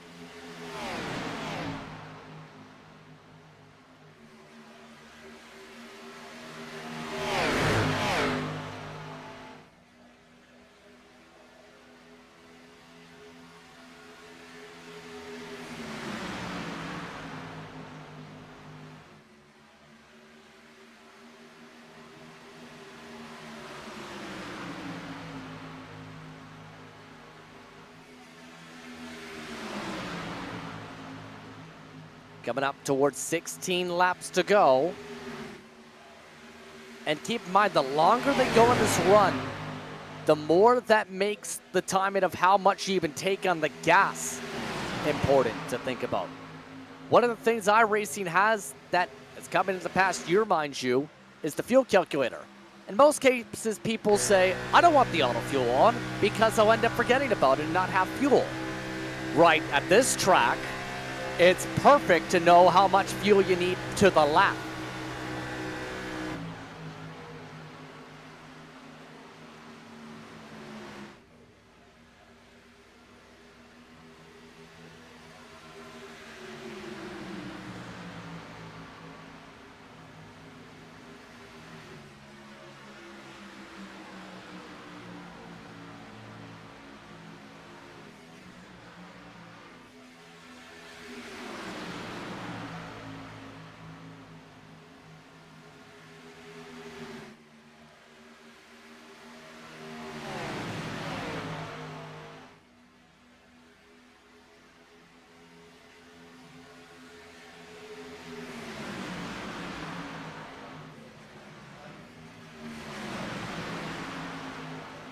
Pit road to get extremely hectic in the next couple laps. Pit calls over the radio. One is coming in, and it's in turn 3. And Logan's on his own.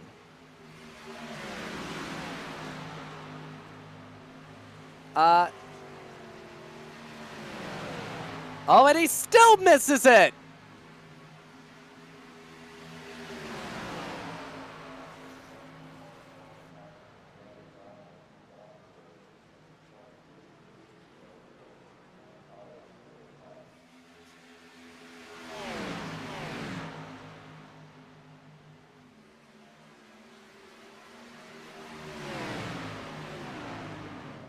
Uh-oh.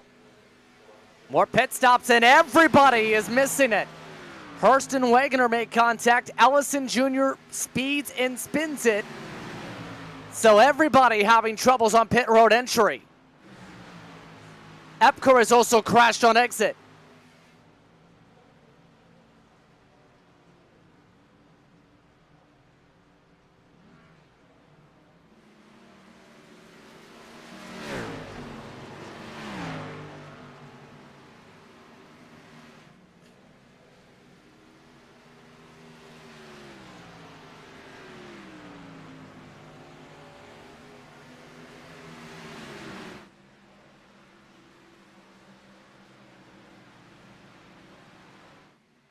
That's not good. That's not good for either of them. They're on their own. Expect them to respond this time. Britain does not. Milkowitz does not. That is a decision. Is that? I don't even think that's a smart one. They have no draft.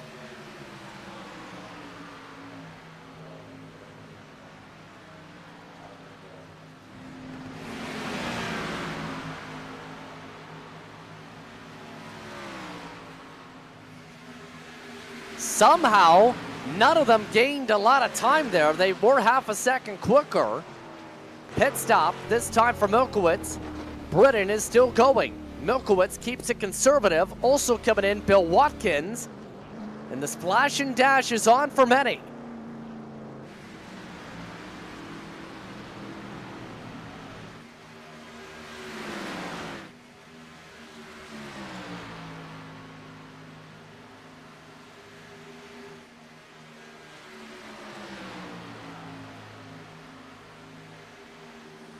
I'm surprised the 64 is still going, but remember, he did top off. He was looking for luck.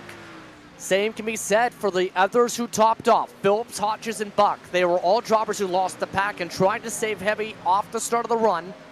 Drivers like Milkowitz already on the pit lane. PJ Cox has already been zipped on by a couple others, or rather has zipped by Milkowitz. They and Bill Daniels are in the same draft of the drivers who are on the top-off grouping. Phillips is out of gas. He's coming in this time.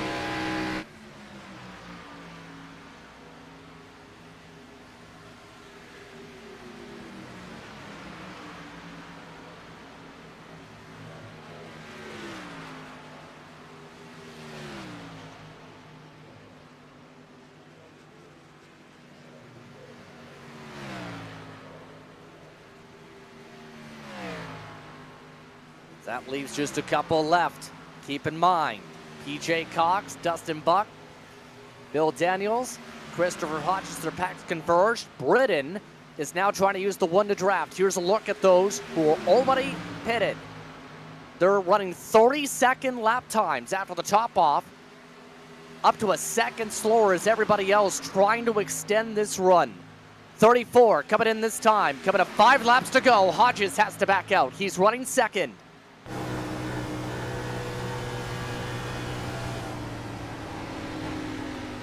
And this all of a sudden become a fuel mileage race. What? He didn't even turn left.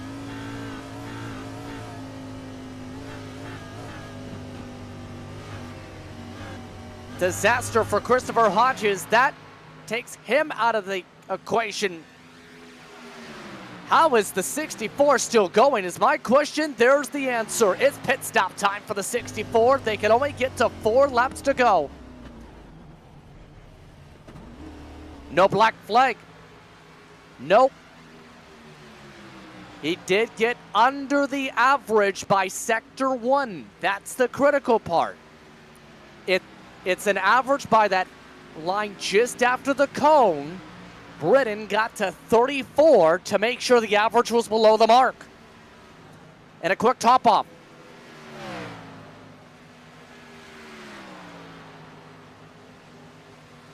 Uh-oh. Double on the apron. Hodges is stopping on the racetrack in 3. He's off the racing surface. I don't know if this will bring a caution out. It's below the line.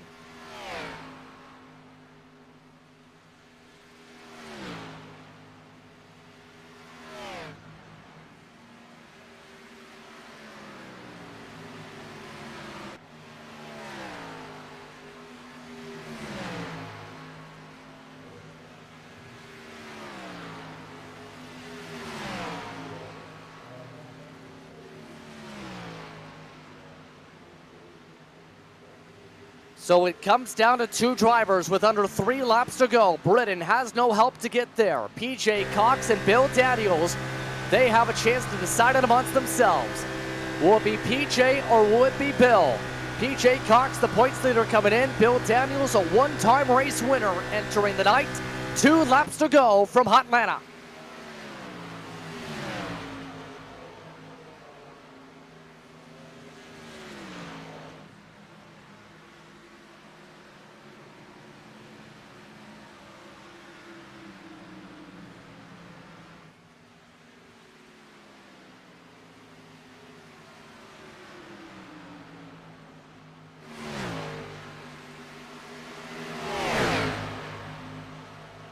Coming to the white flag this time by 1 lap to go, presented by VRX Simulators. Will it be PJ Cox to play the defense, or will it be Bill Daniels to get the run? One more chance down the back straightaway. A little peek and a block. Cox tries to run middle. Daniels tries to figure out a run.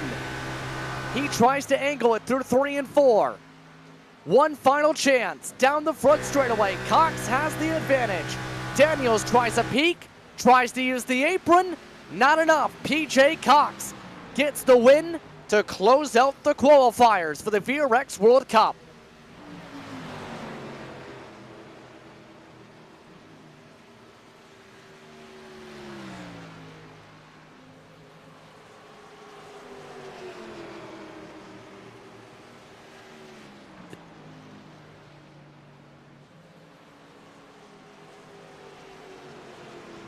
And in turn, Hodges finished 4 laps down in 12th. Just ahead of Epker, who finished with meatball flag. But it's PJ Cox who gets the win in a 1-caution affair. And this race just about became a fuel mileage race. If you're talking about that 1 caution even a couple laps later, it's a different race. We might have seen Britton make it.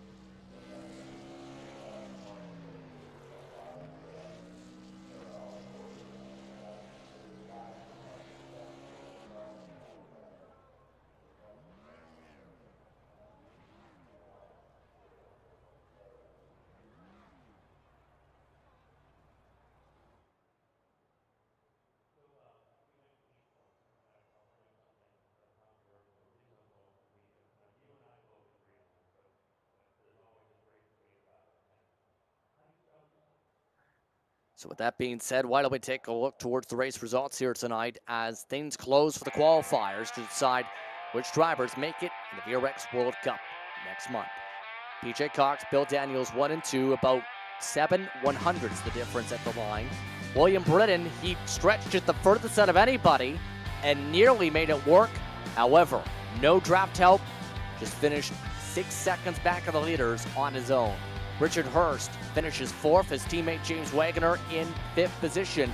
Remember, they had a lot of trouble in their entry to the pits. Phillips, Milkowitz finished 6th and 7th. Dustin Buck finished in 8th, Bill Watkins in 9th. Ashley Ellison Jr. got speeding and crashed into the pit road, so he finished 1 lap down in 10th. Logan Waterer missed pit road and had an unsafe pit entry. Finished 2 laps down in the 11th spot. Christopher Hodges, 4 down, did not finish in 12th. Epker, 13th, 4 laps down as well, Bradley.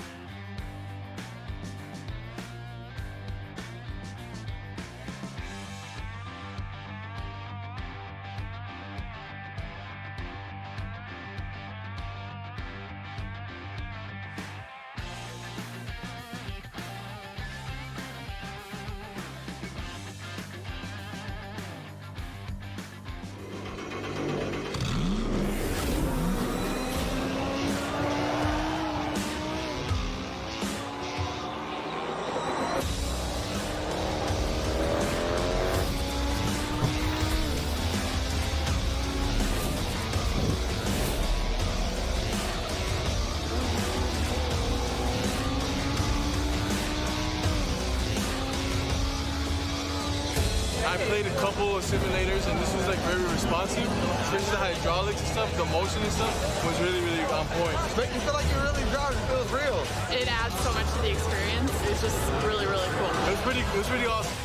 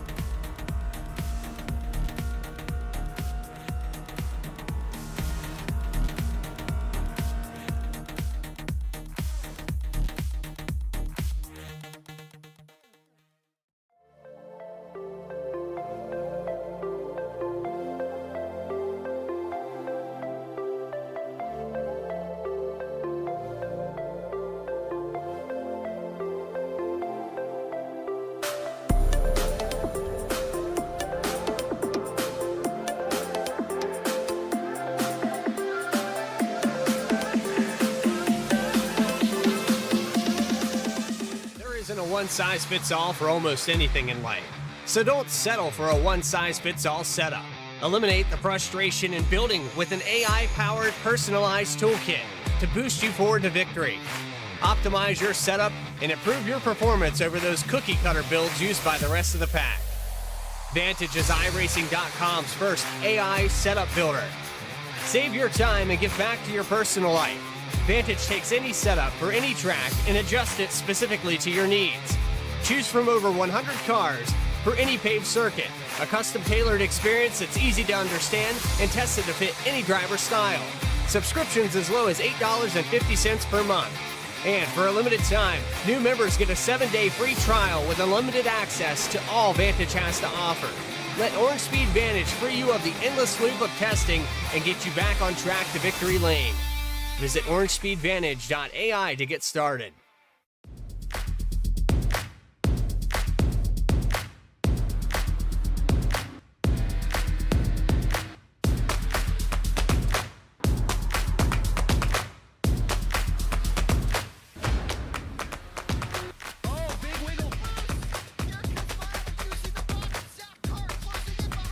And here comes Milo. Big run out of 4. He's going to be there. Tristan Martin's there. Cannot count out to 37. Oh! Cabot. Cabot, where did he come from? Here comes Zwack. A punch from the 33. It's a drag race. The Magic Man. Winston Auto Club.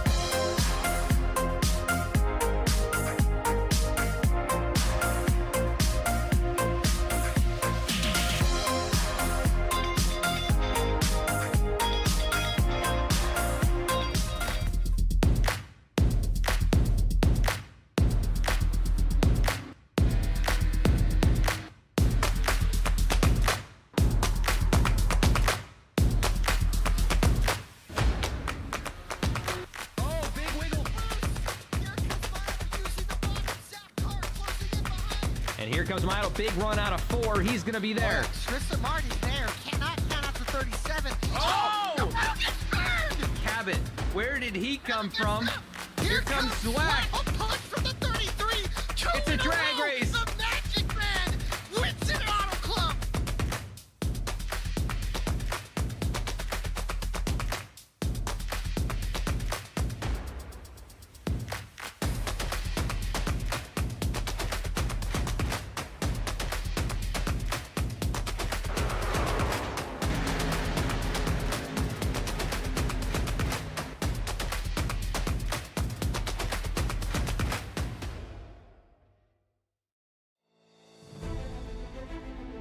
Welcome back to tonight's coverage of the VRX World Cup. Brought to you once again by Thrustmaster, by Butt Kicker, and by Carpe Diem. An exciting night comes to a close for the qualifiers. 4 races over the course of 2 weeks, 2 per night. And in turn, we can tell you this. The stats are in, the data is implemented, and the numbers of who's advanced are in. Group A, it's a little bit more calmer. Bradley Cooper will have Group B in a moment. For Group A, the drivers who are locked in all made starts tonight. And because everybody who was below the cut line either missed races tonight or during week 1, these are the drivers in who made both weeks. PJ Cox, William Britton, Bill Daniels, 1, 2, 3. Cox ends up with the points advantage. For the group championship, Christopher Hodges, Chris Phillips, Richard Hurst, James Wagoner, Don Milkowitz, Dustin Buck, Jared Epker, Logan Water are the drivers who advance from Group A. Kenny Rio is the first one out. He did not make tonight's races. Josh Anderson also is out. Ashley Ellison Jr., who participated in both races tonight, did not start during week 1. Group B, it's a different story, Bradley, isn't it?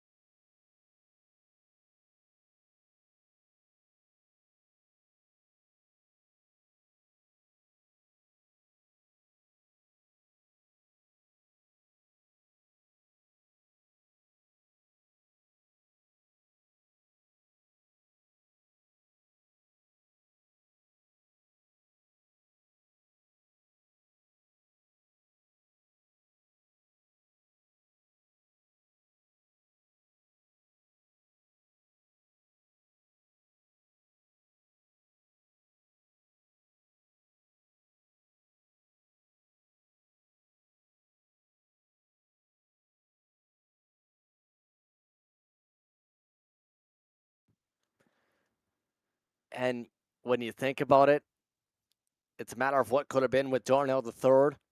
Frykowski, for example, as well, could have been much different. He lost 4 spots in Group B's race at Atlanta. Jeff Scott gained 4 spots after being upside down in the race at Homestead, Miami, we've seen here on broadcast. But that just about means one thing. The 22 drivers advancing are locked in for the start of the season in February. And let's talk about that regular season, because that will be an 8-race stretch from February to late March.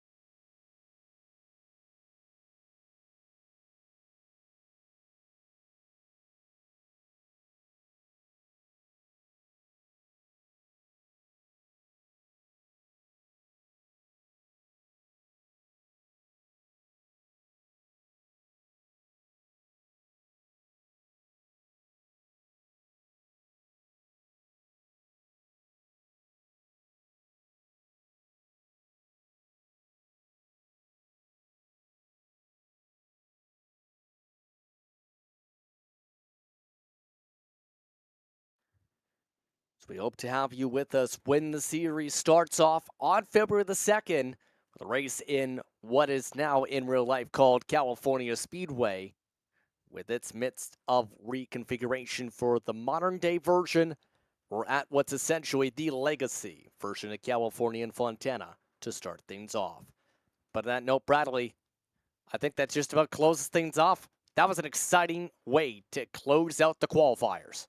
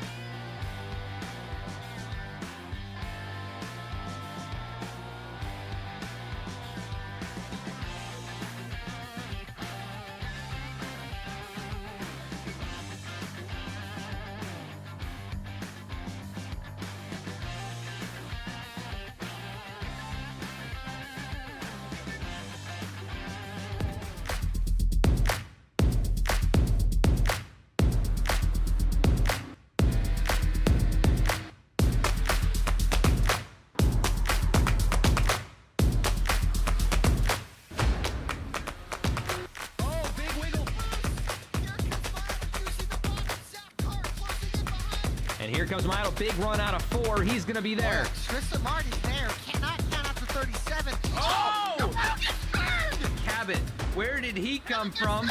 Here comes Swack. A punch from the 33. It's a drag